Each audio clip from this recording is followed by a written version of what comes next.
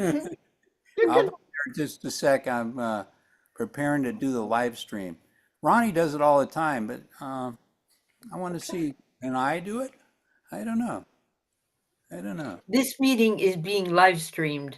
Not yet, not yet, but Well, I just got that message too, It Betty. says Me here, too, Jerry. meeting is now streaming live on YouTube. That's Yeah. what it says. That's what it says. says setting up your meeting still on my computer. So we'll Well, it see. is live. I think I need a panda mask. Oh yeah. Well, you can find one sometimes. Okay, here we go. All right. So I guess we're live streaming, and I'm the panda. Hello, and we're at Enthinkment Circle. Today we're looking at how spirals, being in a spiral, changes your thinking. In fact, I was a human being a few minutes ago. Now I'm a panda, and that's just one of the effects of being in a I don't know. Is this an upward spiral or a downward spiral? It's hard to tell. But maybe I should. Let's see. What should I do now? Oh, I don't know. I don't think I can change characters here. Well, maybe I can. Let me see if I can change to avatar. You want to change the rest of us or yourself into something else? Oh, that's okay, there we go. I thought you might like to see human beings, but I like pandas. They're real cuddly. So I don't think I ever held one though. And the panda does not slap you. The panda, I don't know. It probably embrace. I hope It's funny, racing. but a memory that is a buried memory, a really antique memory of yours about the stepmother, right? That I guess that is. It's a throbbing. It's a resonant. It's a present thing in your mind. The way that as a child you are treated by the adults who were there. Whatever the adults are up to, it doesn't matter what their intentions are. If you're a small child and experiencing whatever those crazy taller people are doing, it registers with you and is not even in their memory at all about how they behaved or acted. I think I've had a spiral existence my whole life. Yeah. Often in the downward spiral, but often in the upward spiral.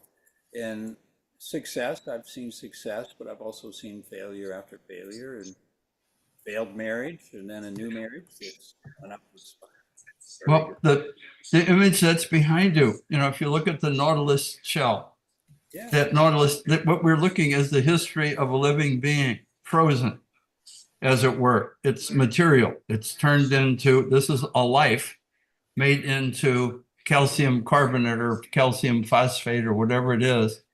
And it's beautiful. And it is the history of that animal. And it's just there. There is no success or failures. I was here, and then I went to there, and then I went to there, and then I went to there.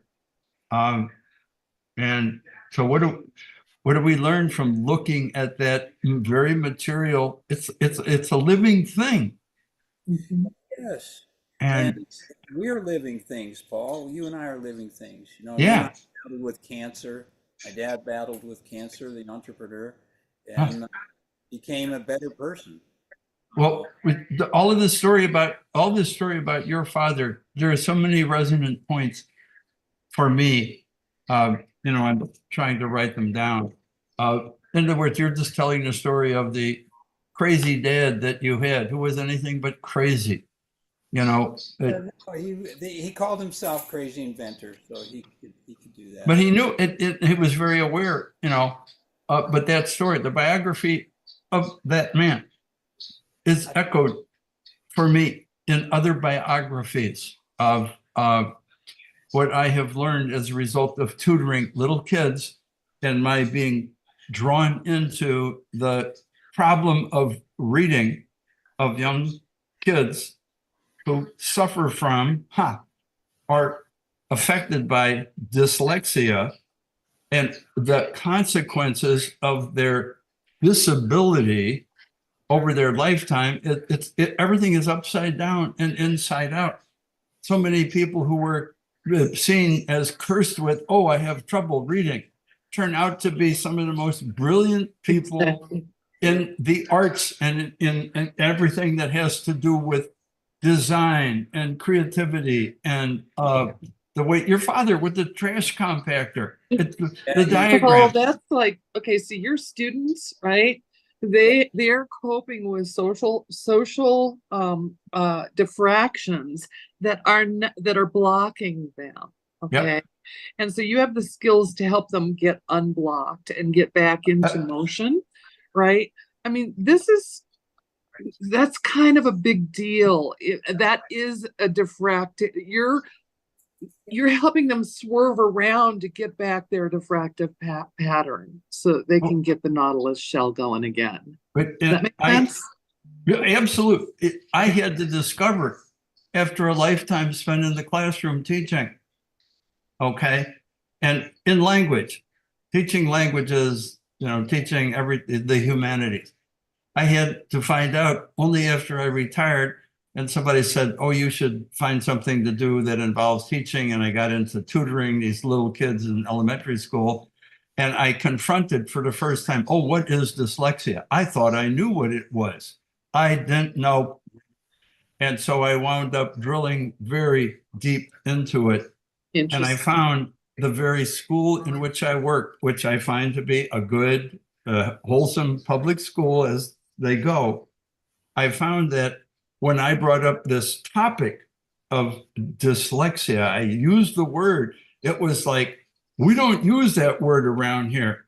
We don't want to hear about that. We don't want to know about it. And it took me more time to find out there was resistance on the part of people in education to say, oh, this is a problem here that some of our children have, because there was fear that if we acknowledge this problem, we will be sued by parents who Please write this story and present it at the conference. Please, Paul.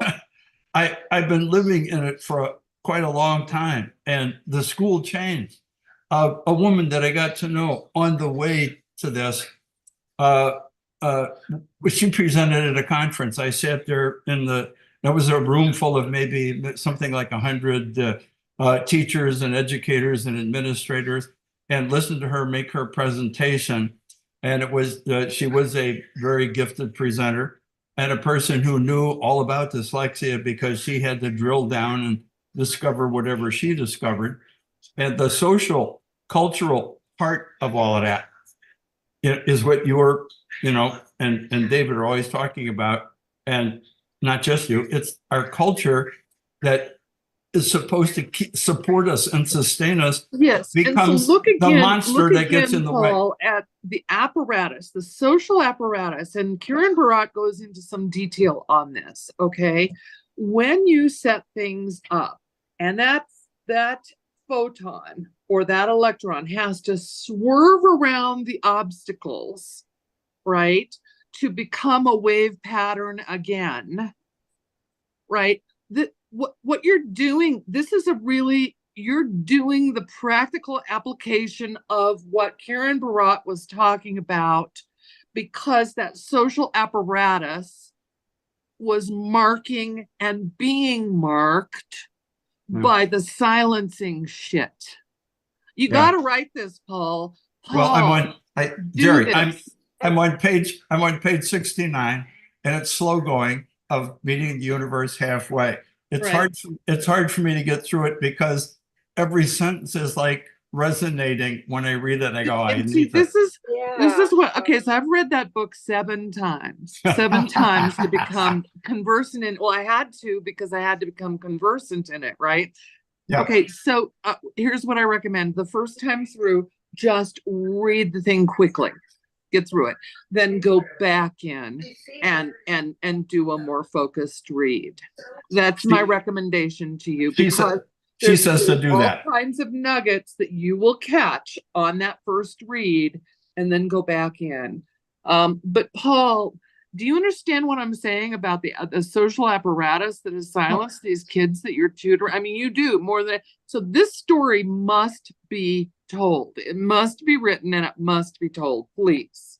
Well, Please. it is my own story because I'm Agreed. such a I'm Yes. such a perfect example of a person cranked out by the system to be a perfect, you know, citizen of our time and place.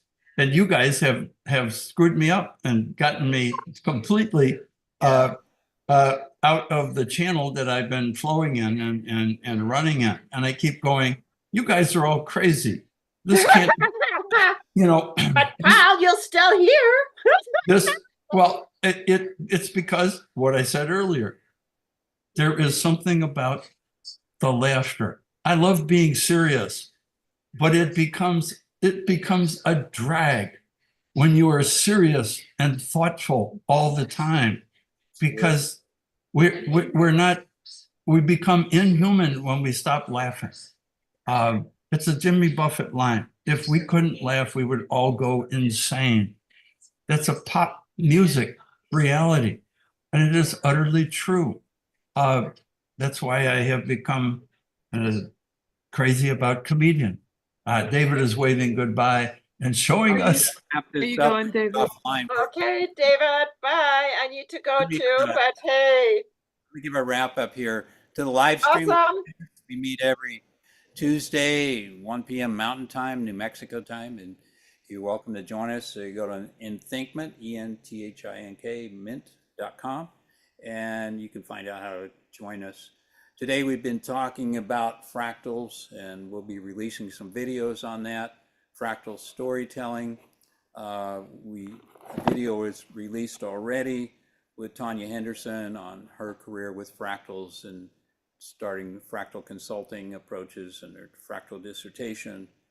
And then I did a fractal video on my dad and his invention and how the patents form a certain kind of spiral.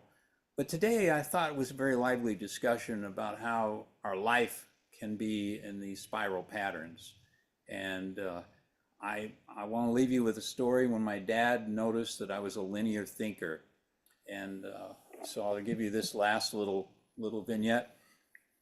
It was a cloudburst in New Jersey. It was in Matawan, New Jersey, and he'd lost his money and his businesses were failing. I would go on the weekend from college and drive over to his house, which had a lot of equipment there for mowing the Navy base grass and all of that. And so he had a few of his friends, and they were having a few beers, and they were smoking Marlboros, at the time. And he says to me, "David, I need that Dodge truck fixed. You know, that old beat up Dodge truck, and the worker blew up the motor in it. I want you to take that motor on the ground there and install it in the Dodge pickup." Or Dodge, it was a dump truck. Yeah, it was a dump truck. And I said, "Okay, Dad, anything you say." And I went out there in the rain, in the mud, in the muck. I don't know, cloudburst. I don't know, cloudburst is a whole lot of water coming down. And I was drenched. And I did it. Took me a couple of hours. I did it. Hoisted the motor in, hooked it all up, got it running. And went in, and he told his friends, you see, that guy will do anything. He's a hard worker. He just moves straight ahead, I said, "Dad." Nice. He's joking with me. He didn't need that truck that minute, that day. But he was laughing at me. And I got to learn to laugh at myself more. So that's it for Enthinkment Circle today. And I hope you've enjoyed this time with us. And let's see if I push this in. I'm going to end the meeting for all, which will take us offline. So Okay. Okay.